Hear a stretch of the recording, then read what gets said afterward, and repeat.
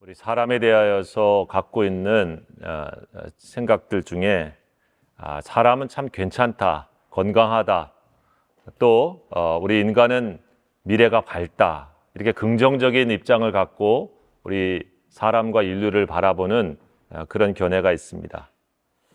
그런가 하면 인류를 보니까 건강하기는 하지만 참 병든 존재다, 치료가 필요하다, 그래도 좀 나아질 수 있겠다라고 하는 그런 한 중간 정도의 입장을 또 가지고 우리 인간을 보고 인류를 생각하기도 합니다. 그러나 또 한 가지 입장은 인간은 죽었다, 희망이 없다라고 하는 입장도 있습니다. 인간은 살고 있지만 사실은 죽은 존재와 같고 멸망으로 치닫고 있는 존재와 같다라고 하는 입장도 있죠. 인간에 대하여서 우리는 각자의 생각들을 가지고 있습니다. 삶에 대하여서도 우리는 각자 자신을 바라보는 입장도 다릅니다. 우리는 이러한 이야기를 하면서 성경은 우리 인간에 대하여 그리고 우리가 서 있는 지금의 우리 모습에 대하여 뭐라고 말하는가라고 하는 것을 우리는 로마서를 통해서 다시 듣게 되어집니다. 여러분, 성경은 인간에 대하여 뭐라고 말할까요? 쓸만한 존재, 건강하다라고 말하기 않고 사실은 웬만큼 치료하면 괜찮아질 거야 라고 하는 존재로 말하지 않습니다. 사실 성경은 우리에게는 희망이 없어 라고 말합니다. 다른 의미로 말하면 우리는 고칠 수 없는 병을 갖고 있는 그러한 상태에 있는 존재와도 같다라고 말하는 것이죠. 다른 약으로도 다른 치료로도 우리를 구원할 수 있을 만큼의 우리는 상태에 있지 못하다 말합니다. 이것이 우리 기독교, 성경이 우리들에게 우리 자신에 대하여 우리 인류에 대하여 지금 말씀하고 있는 선언입니다. 여러분, 유대교가 있고요. 지금 전쟁이 한창인 이슬람교를 믿고 있는 또 이란, 또 우리 이스라엘이라고 하는 유대교, 이 유대교와 이슬람교와 우리 소위 말하는 기독교에 굉장히 근본적인 차이가 있습니다. 그 차이는 뭐냐면 유대교도 그렇고 이슬람교도 그렇고 인간이 근본적으로 죄인이라고 생각하지 않습니다. 유대교는 죄에 대하여 우리가 갖고 있는 아담으로부터 내려오는 유전된 죄인, 그것을 인정하지 않습니다. 유대교가 생각하고 있는 죄는 각 사람의 행위에 대하여 율법의 자신의 잘못 혹은 그것을 범함, 그러한 것에 대한 책임이죠. 이슬람도 비슷합니다. 알라가 명령한 것을 행하지 않거나 금한 것을 행하는 그 행위, 그것으로 그 사람의 죄가 나타납니다. 쉽게 말하면 이런 것입니다. 죄를 지어서 죄인이 되어지는 존재가 인간이다 라고 하는 이해죠.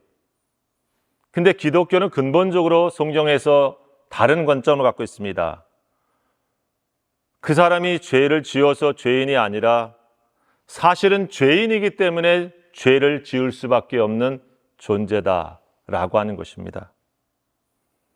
죄의 여러 양상들은 죄의 열매일 뿐, 그가 이미 죄인의 상태에 있기 때문에 그가 하는 말과 행실과 삶의 일들이 죄를 지을 수밖에 없는 결과로 나오고 있는 것이다. 여러분, 그래서 처방도 다른 것입니다.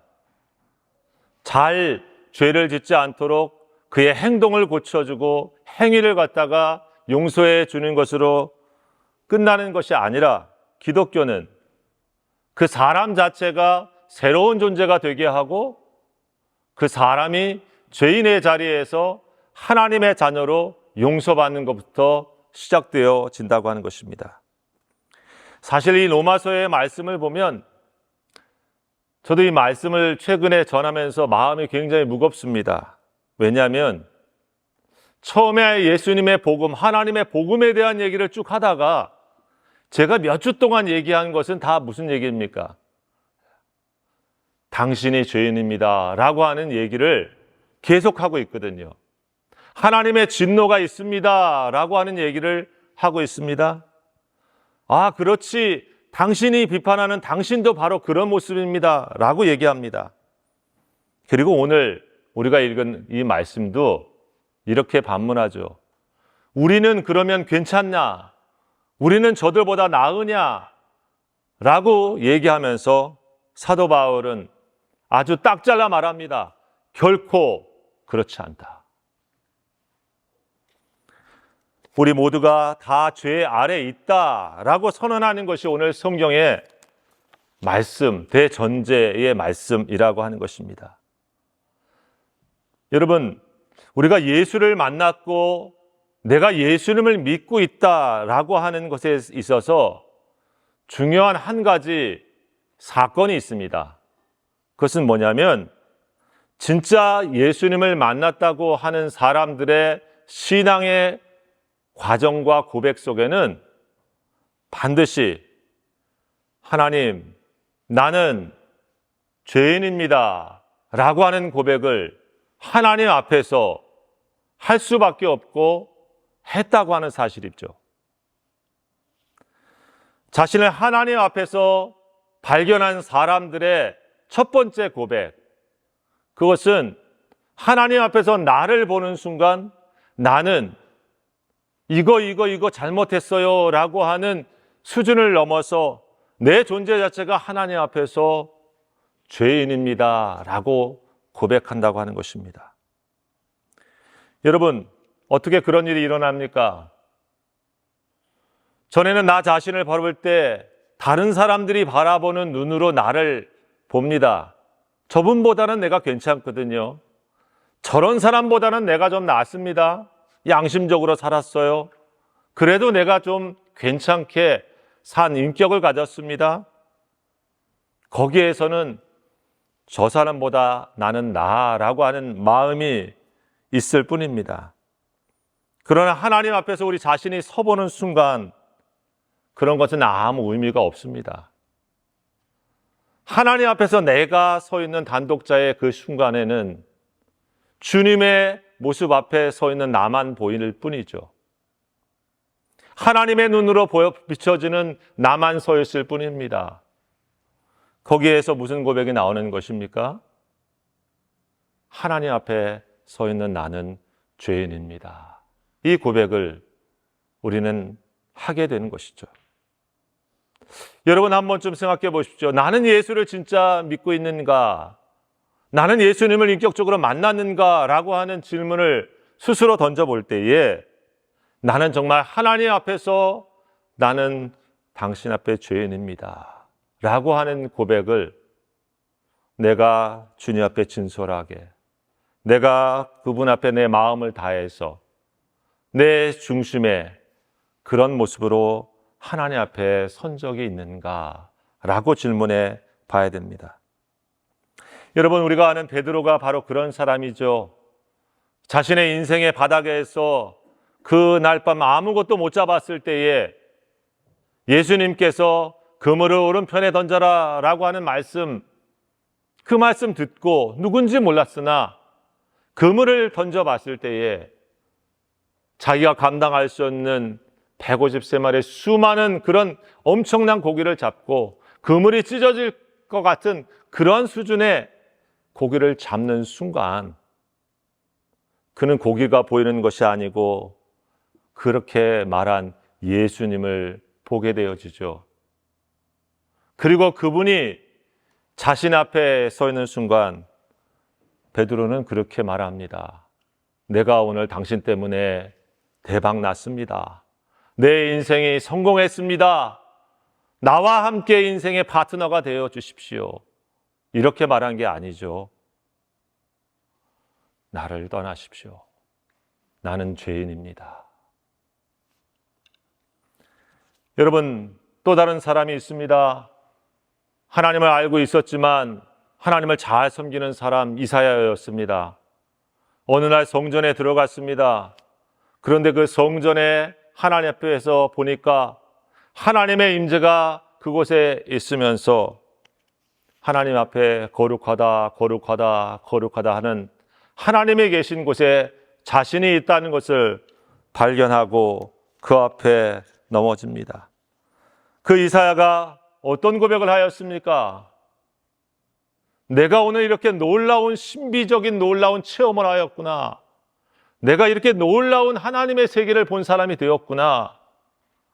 나를 따르라. 내가 진짜 선지자다. 여러분, 그런 게 아니었죠. 뭐라고 얘기했습니까? 그 순간 하나님 앞에 서 있는 자신을 보면서 화로다. 나는 망하게 되었다. 라고 얘기한 것입니다. 여러분, 하나님을 만난 사람의 진정한 처음 자리는 나는 그분 앞에 설 수 없는 존재인데 하나님을 뵈니까 나는 죽을 수밖에 없는 죄인입니다 라고 하는 것이 오늘 성경에 말씀하고 있는 우리의 자리인 것이죠. 사도 바울은 그래서 다시 얘기하고 있습니다. 율법을 오래전부터 알았고 지켜있는 유대인들, 하나님 앞에 서보면 너희가 다 죄 아래에 있구나. 양심적으로 살고 난 율법을 몰랐어. 괜찮게 살았어. 그러나 하나님 앞에 너도 서보면 다 죄 아래에 있구나. 의인은 없나니 한 사람도 없다라고 하시는 이 말씀이 바로 사도 바울이 오늘 인용하고 있는 시편의 말씀이죠. 하나님께서 이스라엘 백성들을 택하셨고 그들을 인도하셨고 함께 하셨지만은 그 인도하신 수고한 역사 속에서 저들과 함께하는 많은 것들 속에서 그들은 오늘 여전히 어떻게 서 있는가? 시편 14편 1절과 3절을 인용하면서 그렇게 말한 것입니다.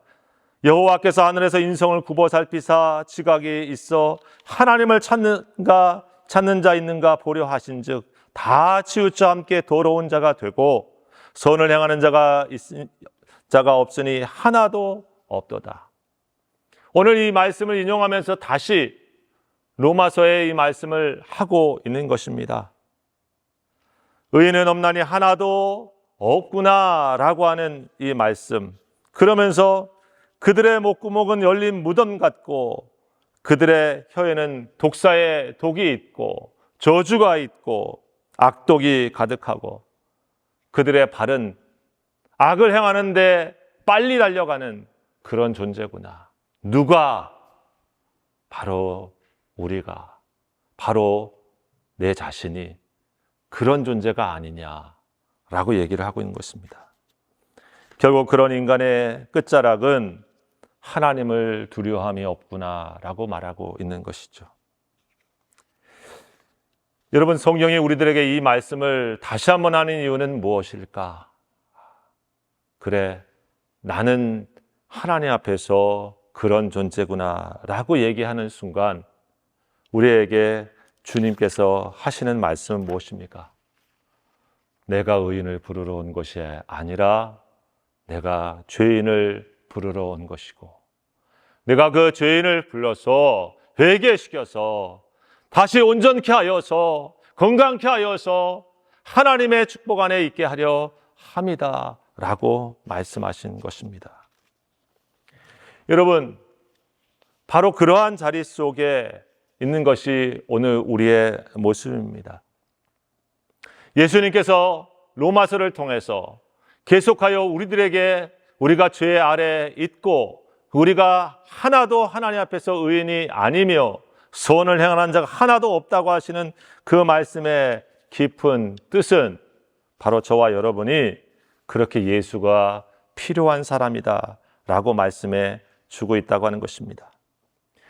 여러분, 칼빈은 우리 인간의 이런 자리를 그의 기독교 강요 제2권 1장에서 이렇게 얘기했습니다. 우리 인간은 마치 죽은 시체와 같다라고 표현합니다. 전적으로 타락해서 우리는 하나님께서 은혜로 인도해 주지 아니하시면 구원받을 수 없는 존재, 우리가 완전히 악인이 되었다 이런 의미라기보다는 마치 우리는 전적으로 부패하여서 썩어서 우리의 지성이, 우리의 의지가, 우리의 감성이 하나님을 향해서 나아가는 데 있어서 마치 썩어 있는 존재로서 온전하지 못한 상태, 거기에 있다는 얘기를 합니다. 그래서 하나님의 통치를 거부하고 우리는 죄와 죽음의 세력 아래 놓여 있는 존재다. 죽어 있기 때문에, 영적으로 죽어 있기 때문에 하나님의 은혜가 없이는 지체가 혼자 살아서 움직일 수 없듯이, 하나님을 찾을 수 없듯이 주님이 우리들에게 그래서 찾아오시고 자신을 낮추어서 우리에게 다가오시고 우리에게 십자가를 통해서 주시는 하나님의 은혜를 흘려 보내주셔서 우리를 다시 소성케 하시고 살리시는 복음이 우리에게는 필요한 존재인 것을 말해주고 있습니다. 또 다른 비유로 병든 나무의 비유를 얘기했습니다. 전적인 인간의 타락은 우리가 모든 다 죄를 다 짓는다는 의미기보다는 우리가 마치 오염되어서 정말 하나님이 원하시는 선을 행할 의지와 능력이 우리가 전적으로 부패하였다라고 하는 의미다. 다른 의미로 말하면 썩은 나무가 썩어 있는데 어떻게 좋은 열매를 맺겠느냐라고 하는 얘기와 같습니다. 여러분, 신앙생활을 정말 잘 해보는 사람들, 어쩌면 자신의 인생을 잘 들여다보고 성찰해보고 생각해본 사람들의 그 끝은 무엇입니까? 자기의 죄성을 보는 것이었죠. 자신이 구원이 필요한 존재인 것을 깨닫는 존재였습니다. 오래전에 우리 불교에서 열반에 들었다고 하는 성철 스님이 있었죠. 그분의 마지막 열반송이 무엇입니까? 마지막에 하셨던 그 노래 중에 한 구절이 이렇습니다. 일생 동안 남녀 무리를 속여서 하늘 넘치는 죄업은 수미산을 지나친다. 생평기광 남녀군 미천 죄업 과수미라고 하는 한자의 내용입니다. 평생을 불교에서 사실은 많은 사람들이 성인과 같이 받들며 따라갔었던 그 스님의 마지막 얘기는 어쩌면 자신을 들여다보며 자신의 삶의 자리를 봤을 때 자신 안에 있는 끊임없는 거짓과 죄악으로 말미암아 나의 죄악이 저 산에 쌓일 만큼 많구나라고 하는 고백이었죠.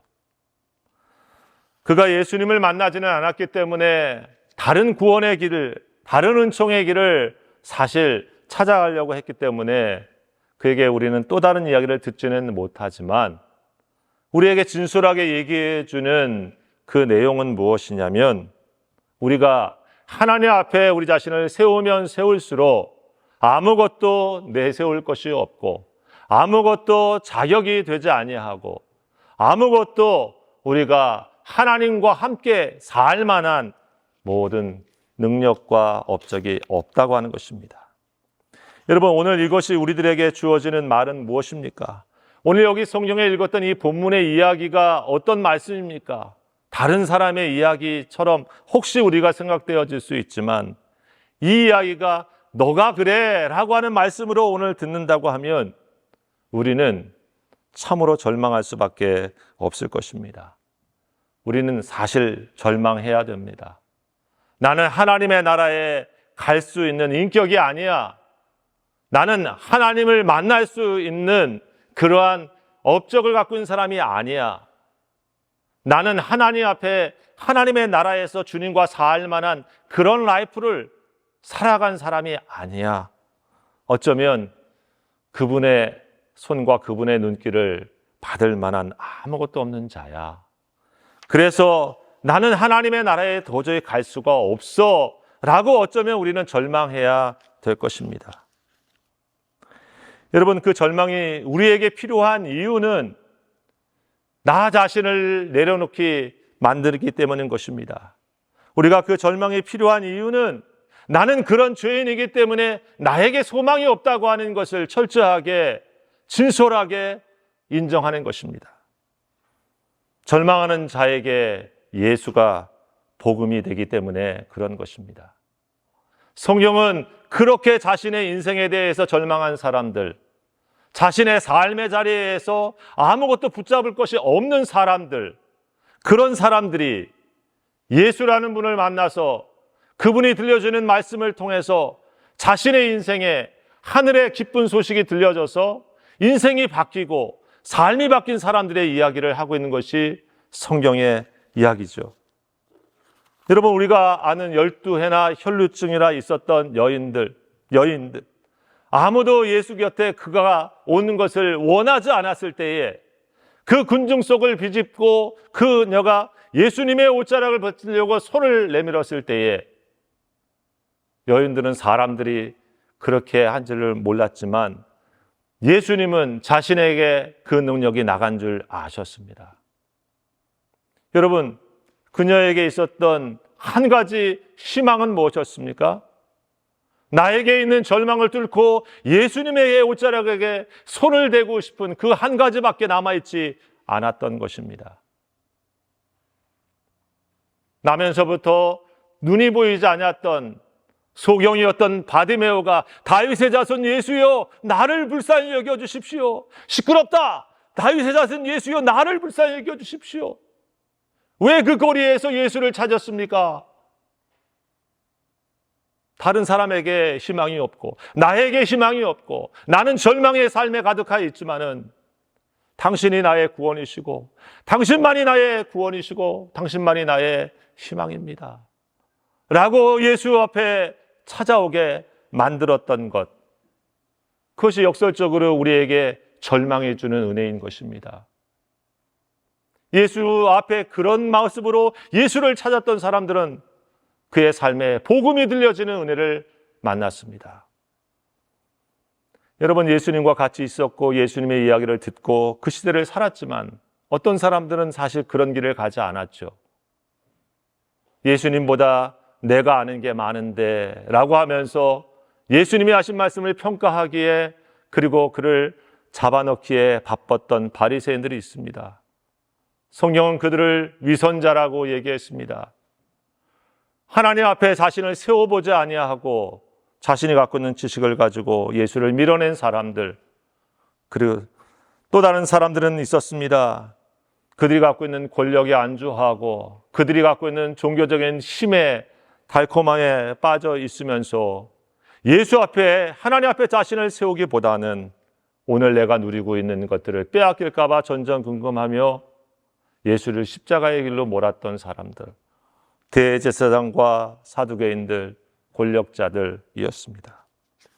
여러분, 지금도 우리에게 성경을 말합니다. 누가 왜 죄인이라고 말하는가? 자신 앞에, 하나님 앞에 절망한 사람들, 하나님을 찾을 수밖에 없는 사람들이야말로 주님 앞에 오늘 이 예수님은 복음이 되어지지만 여전히 하나님 앞에 자신을 세우지 아니하고 다른 길을 가고 있는 사람에게는 주님이 그들에게는 복음이 되지 못하기 때문에 그런 것입니다. 사랑하는 성도 여러분, 오늘 이 말씀을 우리가 계속하여 보면서 그런 모습을 봅니다. 성경은 끊임없이 로마서를 얘기하면서 계속해서 우리들에게 말하고 있는 것이죠. 인간에게 정말 희망이 있는 것이냐? 인간이 스스로를 구원할 수 있는 존재인 것이냐? 우리가 의지하는 수많은 그런 지도자들이 우리의 삶을 정말 더 나은 곳으로 만들 수 있을 것인가? 이 주간의 전쟁을 보면서 한 레바논의 여인이 그런 인터뷰를 하는 것을 보았습니다. 우리는 지금 이미 난민이 되어서 여기에 지내고 있는데 우리가 뭘 잘못했다고 여기에다가 포탈을 때리고 있는가? 전쟁은 난민이 어린아이가 30만 정도 되어지고 전체 난민이 200만 가까이 되어지는 그런 수많은 그 자리에 있는 한 여인의 고백을 들으며 우리는 그런 생각을 해봅니다. 무엇을 위해서 전쟁을 하고 있으며 무엇을 위해서 싸우고 있는 세상의 모습을 보는가? 지난 역사 속에서 우리는 세상에 대하여서 우리는 깊은 절망을 사실 느끼게 되어집니다. 우리가 코비드라고 하는 엄청난 세계적인 질병을 만날 때 우리는 사실 무엇을 생각했습니까? 어찌하면 이 어려움을 이길 수 있을까라고 하는 것이 모두의 관심이었지만 어쩌면 우리에게 다시 한번 하나님 앞에서 우리는 언제든지 그분의 진노 앞에 있을 수 있다고 하는 하나님의 메시지를 생각하지 않은 것이 아닌가. 우리는 그랬기 때문에 그것을 잘 이긴 것처럼 승승장구한 인간의 모습처럼 했으면서도 그 다음에 한 것은 지금 4년 동안 벌어지는 우크라이나와 러시아의 강대회의 큰 싸움이고 그 싸움이 끝나기도 전에 우리는 이스라엘과 팔레스타인의 무자비한 전쟁의 모습을 또한 화면에서 보고 우리는 다시 한번 또 최근에 세계 최강의 강대국인 미국이 이스라엘과 함께 이란을 공격하는 그런 싸움의 현장을 목도하고 있습니다. 저는 이러한 일들을 보며 우리가 가져야 될 첫 번째 생각 중에 하나는 여러분 정말 저들의 지도자에게 우리에게 미래가 있는가? 이 세상을 이끄는 사람들에게 희망이 있는가? 우리는 물어보게 되었습니다. 우리가 사순절을 보내며 가져야 되는 한 가지 생각은 어쩌면 우리들에게 세상에 대하여 다시 한번 철저히 절망하라라고 하는 말씀일 수도 있습니다. 나에 대해서 하나님 앞에서 철저하게 절망해라 라고 하는 말씀일 수 있습니다. 그리고 다시 말씀합니다. 주 예수를 믿으라. 너와 내 집이 구원을 얻으리라. 주 예수를 바라보라. 그분이 너의 구원자가 되어 주실 것이다. 여러분, 우리는 예수 그리스도를 교회에서만 믿는 것이 아니라 우리의 삶의 자리와 세상의 한복판에서 세상을 다스리고 계신 만유의 주님으로 믿고 있습니다.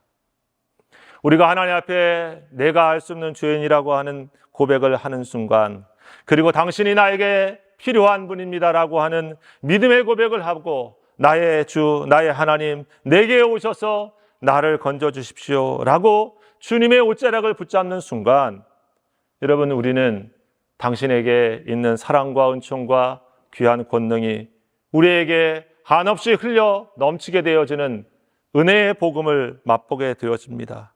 나의 옛사람의 옷을 벗기고 새 사람을 입혀주시는 예수 그리스도의 은혜를 우리는 누리게 되어집니다.